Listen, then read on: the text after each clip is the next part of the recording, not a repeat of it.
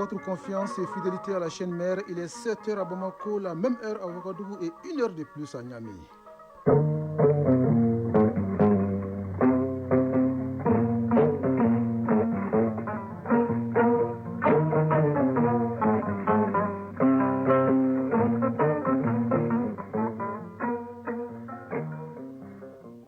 Le journal Bourama Traoré.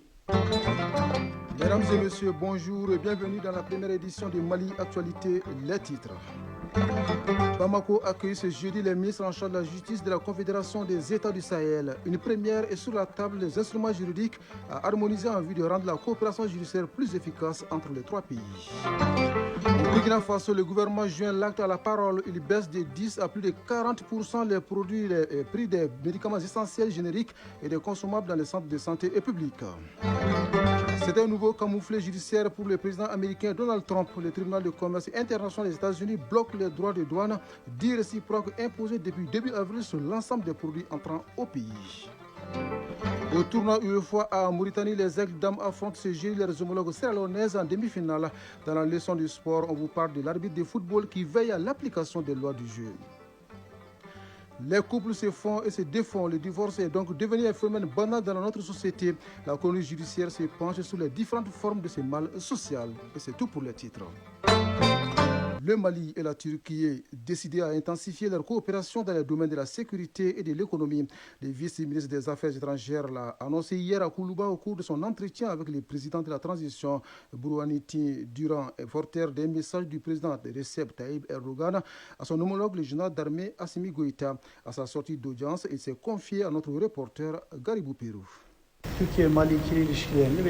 Je voudrais exprimer ma satisfaction d'être ici pour discuter les relations bilatérales entre les deux pays ainsi que nos coopérations. L'élan que nous avons récemment observé dans les relations entre la Turquie et le Mali et notre coopération qui s'étend à divers domaines renforce les attentes pour l'avenir tout en rendant essentiel un dialogue étroit et une planification rigoureuse entre les deux parties.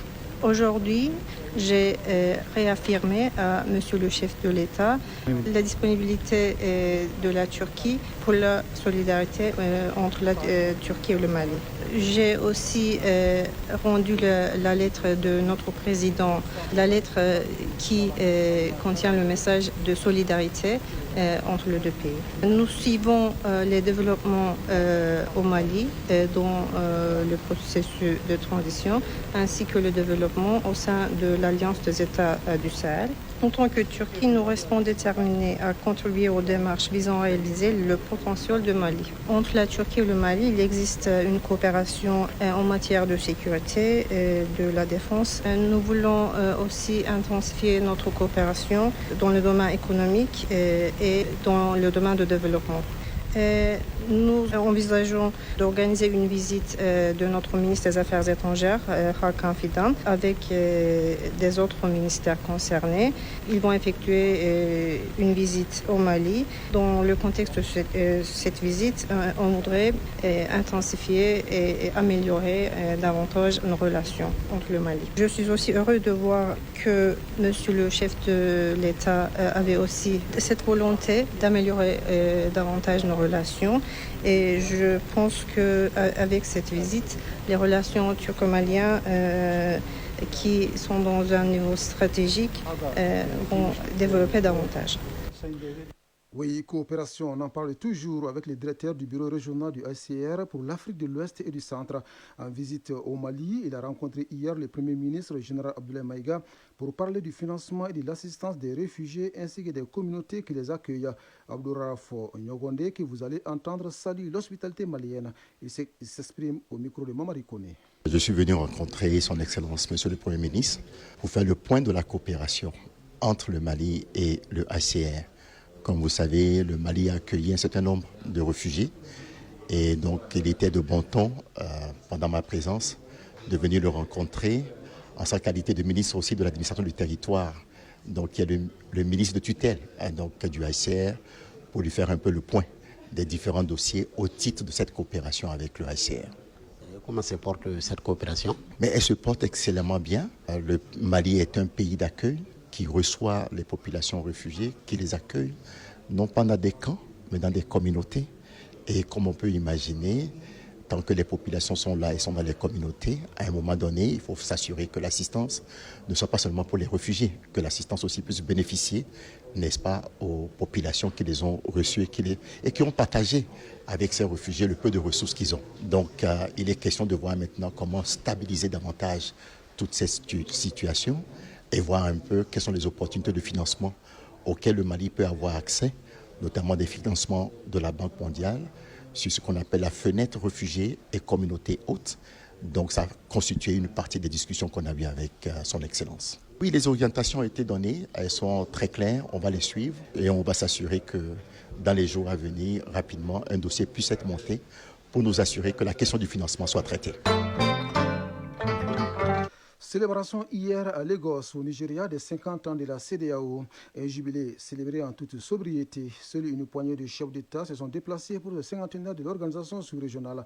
À 90 ans, le Nigérian Yakubu Gowon était à l'honneur en tant que dernier père fondateur vivant. Les pays membres de l'organisation ont réaffirmé dans la capitale économique du Nigeria leur volonté de réussir l'intégration régionale malgré les difficultés et les objectifs non atteints. Au Sénégal, partis politiques et représentants de la société civile débattent depuis hier des mesures à prendre pour consolider la démocratie. Jusqu'au 4 juin, 800 participants sont réunis pour un grand dialogue national sur le système politique sénégalais. Parmi les thèmes abordés, la rationalisation des partis politiques ou encore la transformation du Conseil constitutionnel en Cour constitutionnelle pour plus d'indépendance. En Guinée, la Cour d'appel de Conakry a confirmé la condamnation d'Ali Ouba. Le président du parti Modèle avait été condamné en première instance à 2 ans de prison ferme pour offense et diffamation envers le chef de l'État, Mamadi Doumbouya. Aux États-Unis, le président Donald Trump a subi hier un nouveau camouflet judiciaire. Le tribunal du commerce international des États-Unis a bloqué les droits de douane dits réciproques imposés depuis début avril sur l'ensemble des produits entrant au pays. Si les 3 juges du tribunal ne contestent pas leur décision la possibilité pour les États-Unis d'augmenter les surtaxes imposées sur ces importations, ils ont estimé que ces dernières relevaient d'une prérogative du Congrès que Donald Trump avait outrepassé les pouvoirs dont il dispose. Enfin, en Russie, la 13e réunion internationale sur la sécurité s'est ouverte hier à Moscou. Des hauts représentants de la sécurité de plus d'une centaine de pays sont présents dans la capitale russe pour débattre de la problématique. La rencontre s'achève ce jeudi.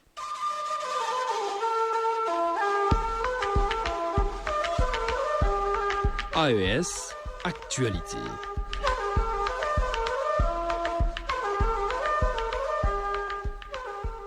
Les ministres en charge de la justice de l'espace confédéral se réunissent aujourd'hui à Bamako. Ils planchent sur les instruments juridiques à harmoniser en vue de rendre la coopération judiciaire plus efficace entre les 3 pays. La rencontre ministérielle se tient après celle des experts qui était présidée par le garde des Sceaux Mamour Kassogué.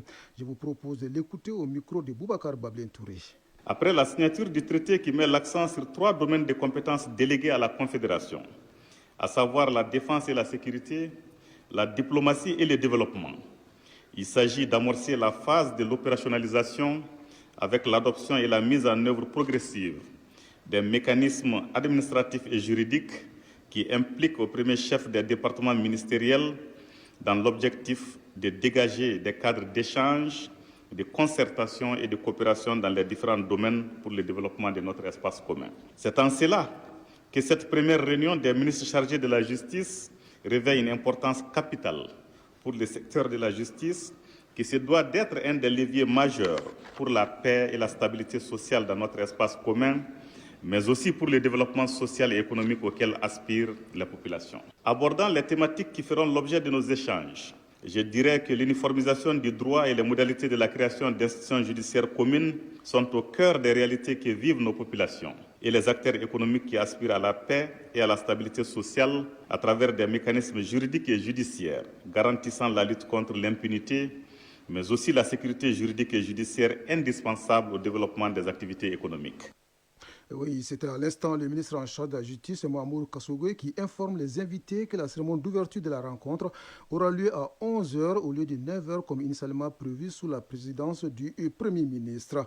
Réunion donc dans moins de 4 heures des ministres de la justice du Mali, du Niger et du Burkina Faso. Burkina Faso, où le gouvernement joint l'acte à la parole.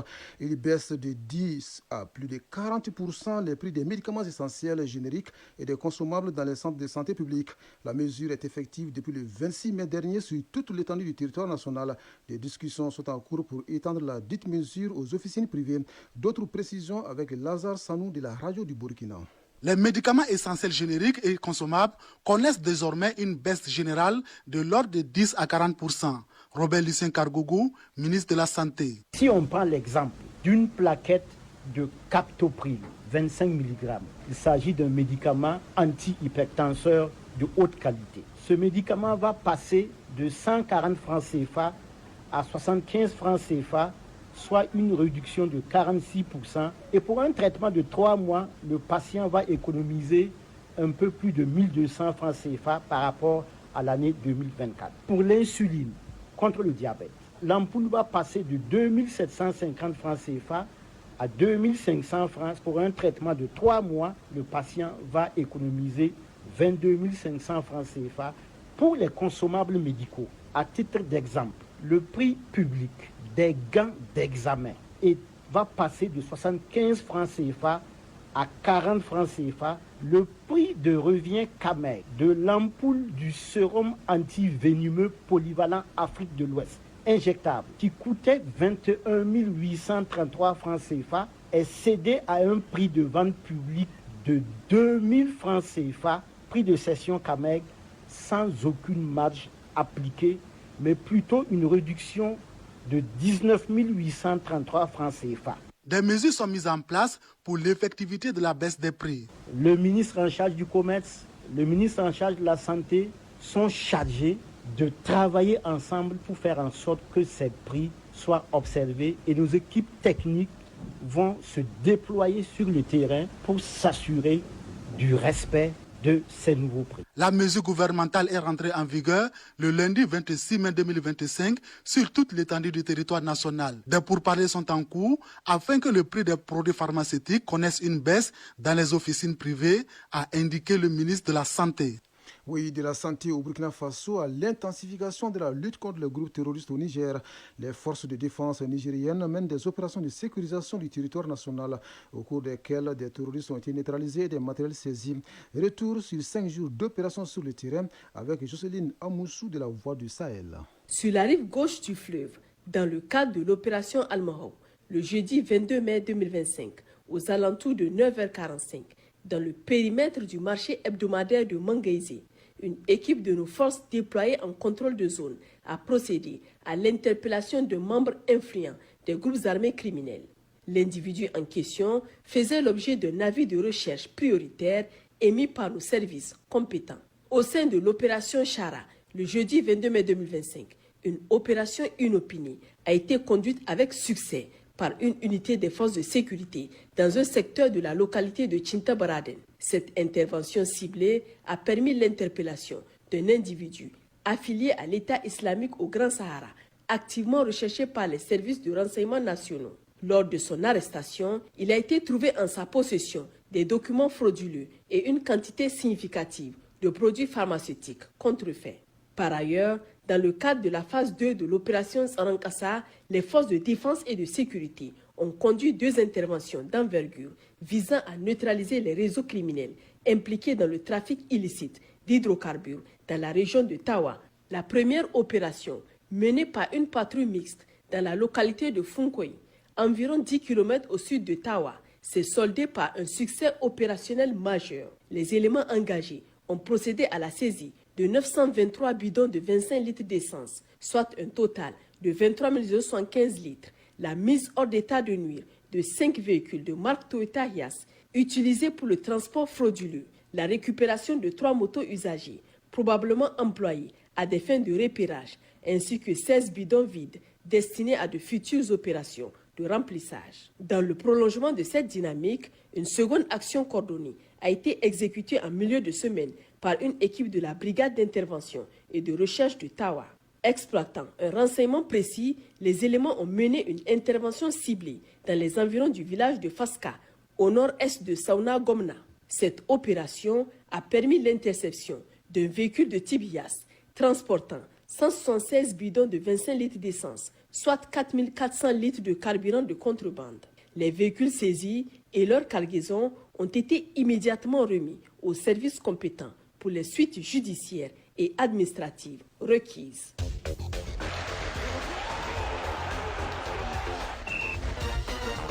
Au tournoi UEFA à Mauritanie, les Aigles Dames affrontent ce jeudi leurs homologues sierra-léonaises en demi-finale. Basketball, la deuxième journée du championnat national play-off se joue cet après-midi au Palais des Sports Salamatou Maïga. La synthèse de l'actualité sportive porte la signature de Isaac Tienou. Champion national de basketball de première division, le Palais des Sports Salamatou Maïga vibre au rythme de la phase play-off du championnat. Cet après-midi encore, en dames, le Samadin Bako retrouve le Djoliba et en messieurs, le Samadin croise le fer avec le CRBT. Il s'agit de la deuxième journée. Hier, au cours de la première journée, le Samadin Bako a reçu son entrée en matière en s'imposant devant le Djoliba 82-55. Le SAD a maîtrisé son sujet de bout en bout. Les cartons ont été gagnés 21-10, 43-30, 67-45 et 82-55. Chez les messieurs, le Samadin Bako a dominé le CRBT de Tombouctou 68-63. L'équipe de Tombouctou a mené les deux premiers cartons 18-16, 38-34 avant de se faire avoir par le Samadin Bako pendant les deux derniers cartons. Les cartons gagnés 54-45 et enfin 68-53. Le calendrier prévoit 5 matchs et l'équipe qui aura reçu a gagné 3 sera sacrée championne du Mali. Les matchs s'étendent du 28 mai au 2 juin au Palais des Sports. Football féminin, les Aigles Dames jouent ce jeudi en demi-finale du tournoi UEFA à Mauritanie. Les Maliens affronteront leur homologue de la Sierra Leone. La deuxième demi-finale se jouera entre le Sénégal et le Libéria. Les Aigles Dames profitent de cette compétition pour préparer la Coupe d'Afrique des Nations féminines qui se jouera en juillet prochain au Maroc. Elles sont en football féminin pour parler des moins de 20 ans. Le Mali s'apprête à disputer 2 matchs amicaux contre l'équipe nationale de moins de 20 ans du Maroc. Ces rencontres auront lieu au stade de Konaté demain vendredi 30 mai et le mardi 3 juin. Athlétisme, la record romane du monde du saut en hauteur. Maochik de retour à Charletti pour le meeting Ligue de Diamant de Paris. Un an après avoir battu le vieux record du monde du saut en hauteur, l'Ukrainienne Maochik revient à Charletti pour le meeting Ligue de Diamant de Paris le 20 juin prochain. Maochik avait fait tomber un record historique à Charletti.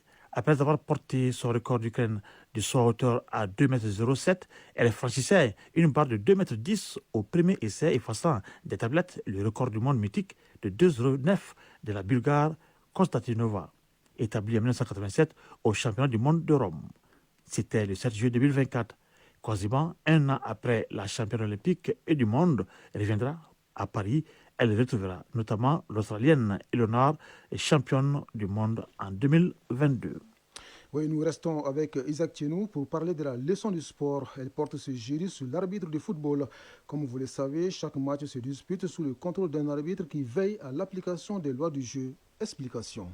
L'arbitre de football a pour rôle principal de faire respecter les règles de jeu et de veiller au bon déroulement d'un match. Ibrahim Aboubakar Haïdara, Institut national des arbitres, nous précise. L'arbitre est responsable de l'application des lois du jeu dans la lettre et l'esprit. Il prend des décisions au mieux de ses capacités, conformément aux lois du jeu et dans l'esprit du jeu. Avant que le jeu ne reprenne, un arbitre peut toujours revenir sur une décision prise s'il réalise qu'elle est incorrecte ou après avoir consulté un des autres arbitres.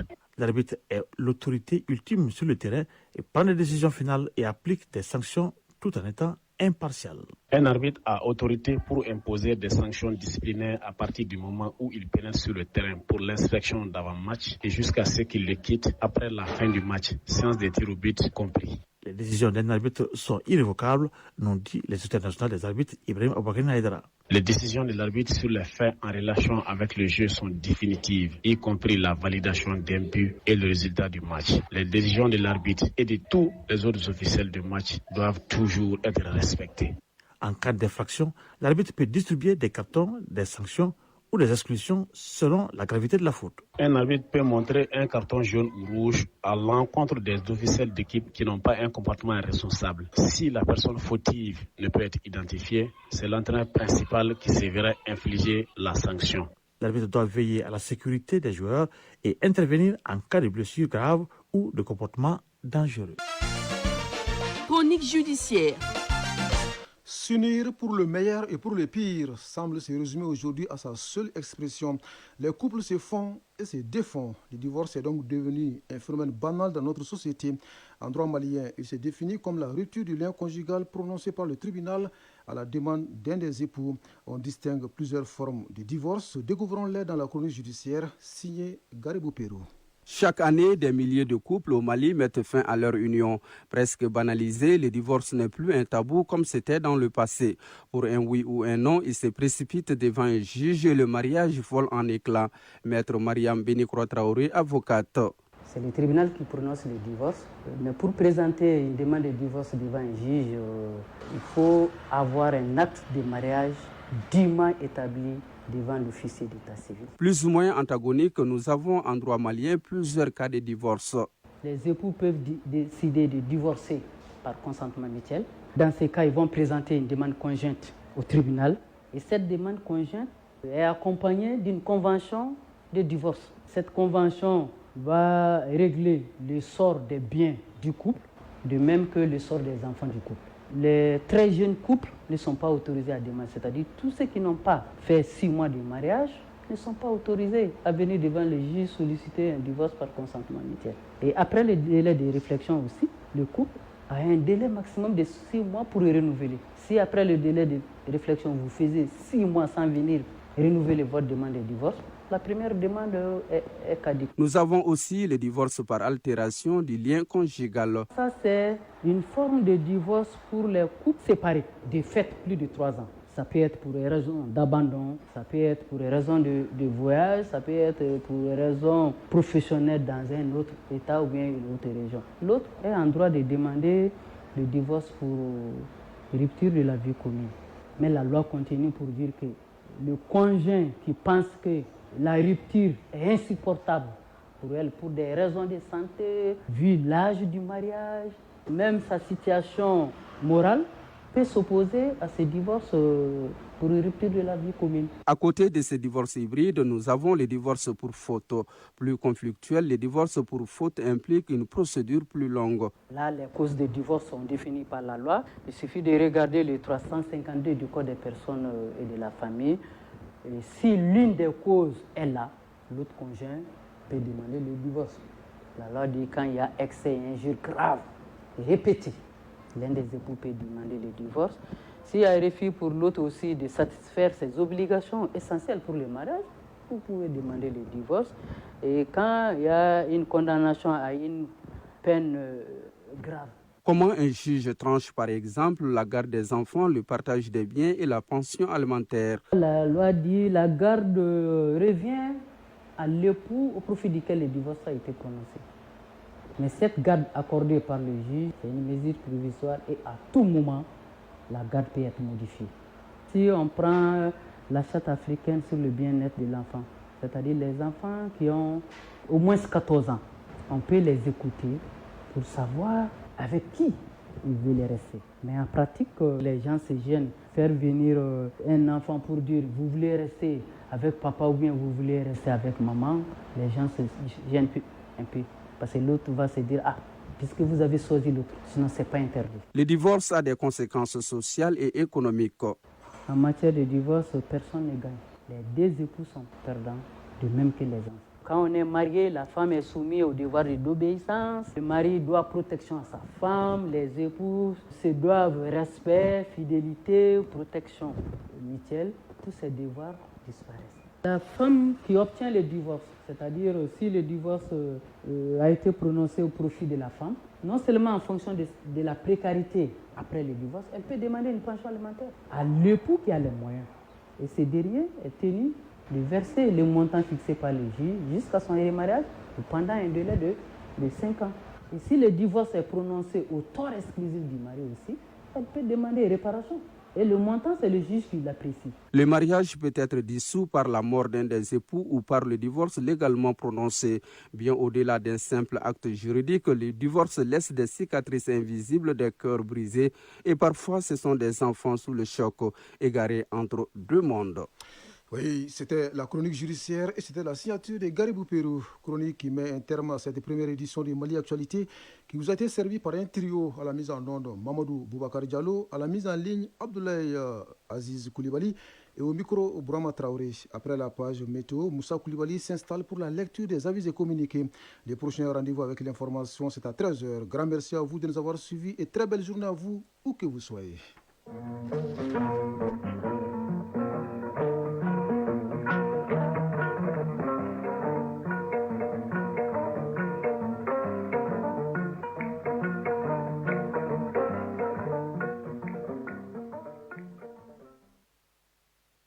wace faran di fo karana goide gadam di fon